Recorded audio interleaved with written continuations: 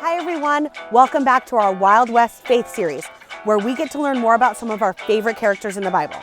Now the characters we're going to learn about this week are two brothers, Jacob and Esau, and we're really going to learn that honesty is the best policy. So before we learn more about them, let's go check out Billy Bob and see what lesson he has for us today.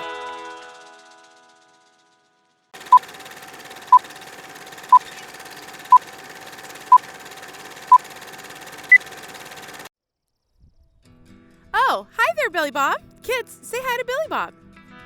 Last week, Billy Bob set out on the open road to discover a new town. Let's see what we can discover today. Well, hey, what's that on the ground, Billy Bob? No, Billy Bob, not in the sky, on the ground. He found a wallet. Well, what should you do with it, Billy Bob? No, Billy Bob, that's not yours. Ugh, what is Billy Bob doing? He's being so dishonest. He needs to put the wallet back.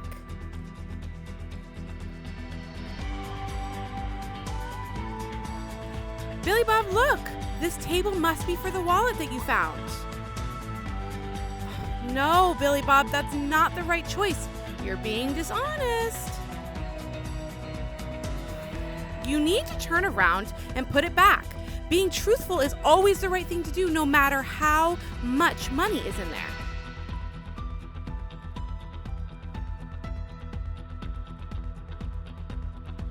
Billy Bob, look!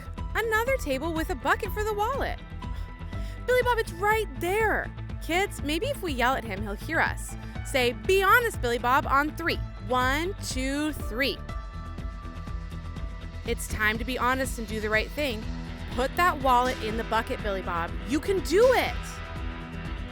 Listen, I know being honest and doing the right thing can feel not great right now, but it always feels best in the long run. It's important to someone else and they need it. All right, Billy Bob, do you feel better? Okay, well, I promise you will soon.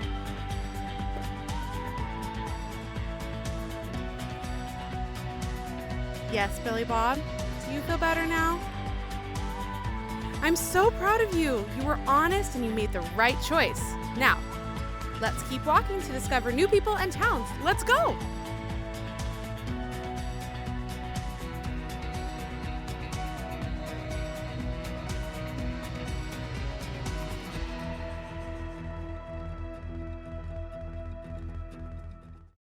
God's story, Jacob and Esau.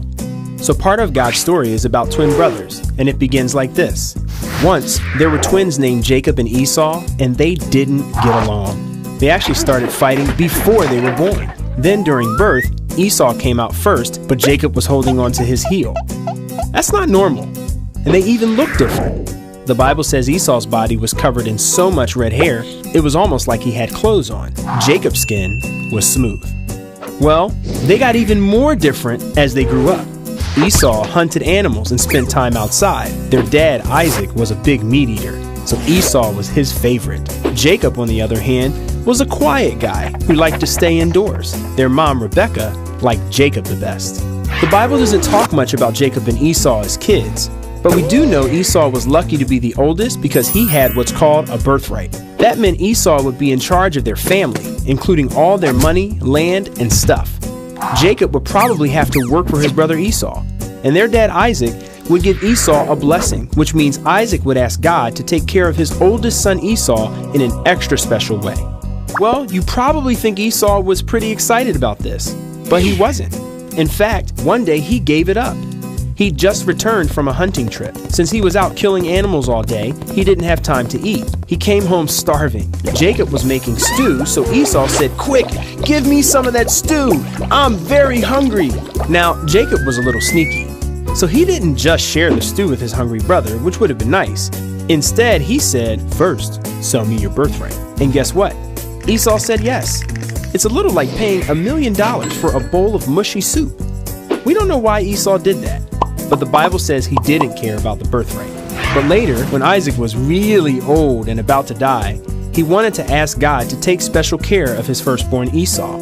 So he told Esau to go hunting and make him some tasty food, maybe for the last time. Now, Esau wanted the birthright, so he left right away to hunt. Meanwhile, Rebekah had heard Isaac and Esau talking, and remember, Jacob was her favorite. She wanted him to get the blessing. So she did something really sneaky. She told Jacob, "I will prepare tasty food for your father. You take it to your father to eat. Then he'll give you his blessing before he dies." See, Isaac was blind. She was telling Jacob to pretend he was Esau. But there was a slight problem with her plan. First off, Esau was hairy. So if Isaac touched Jacob's smooth skin, he would know the truth. The Bible says Esau had a certain smell too, which might be a polite way of saying he stunk. I mean, imagine how smelly a guy would be if he was always sweating and getting dead animal blood stuck on his clothes and matted in his hairy skin. And this was before deodorant. So even though Isaac was blind, he might smell Jacob or touch his smooth arm and know the truth. Well, Rebekah was sneaky like Jacob. She told Jacob to put sheepskin on his arms and wear some of Esau's smelly clothes. Now Isaac would never know. And even though Isaac wondered why the voice sounded like Jacob, guess what? The trick worked. Jacob got the blessing. Now Esau would have to work for him. As you might imagine, Esau was furious. In fact, Rebekah had to help Jacob run away so Esau wouldn't kill him. What's really crazy about this story is Jacob messed up big time, but he really did get God's blessing. Esau even forgave him later. We don't know why God let this happen, but the truth is we all mess up sometimes, and God still wants us to be part of his story. And that's the story of Jacob and Esau. So, in case you missed it, here's the quick version. Jacob and Esau were twins. They were different. Jacob tricked Esau. Esau sold his birthright for stew. Later, Esau wanted his blessing. Rebekah helped Jacob trick his dad Isaac. Jacob got Esau's blessing. Esau was furious. Jacob ran away, but God still blessed him. And that's a part of God's story.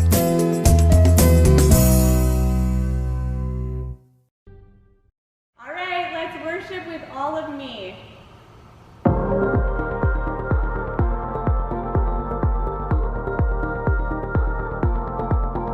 In the chaos, when I'm far away, I can hear you. I'll never be the same. God, you're calling out my name, 'cause you love me. God, you lead me when I've lost my way. You'll never leave me, never let me stray. When I call you, God, you won't delay, 'cause you love me, 'cause you love me. Forever I will lift my voice. Forever you will be my choice. Forever I will stand for you. I'm giving you all of me. I'm giving you all of me.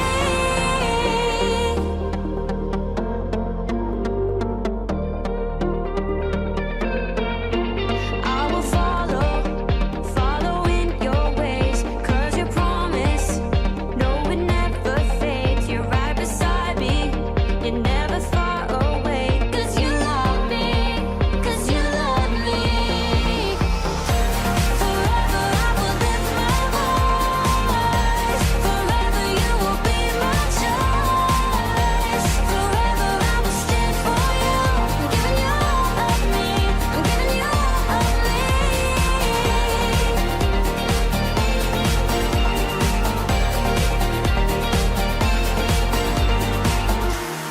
Out of the darkness into your light, my heart surrenders to your design. You gave me purpose, so I give my life. I'm giving you all of me. Out of the darkness and into your light, my heart surrenders to your design. You gave me purpose, so I give my life. I'm giving you all of me.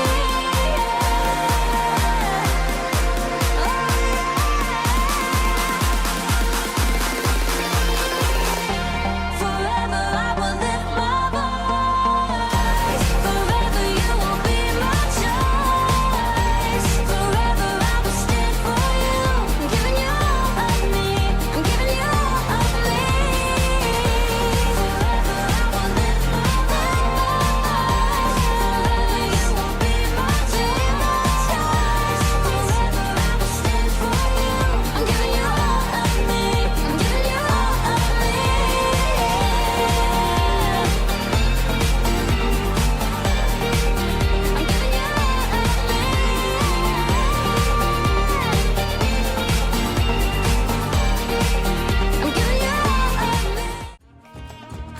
Let's see what we can discover today. To turn around and you're supposed to walk. Sorry, let's try again.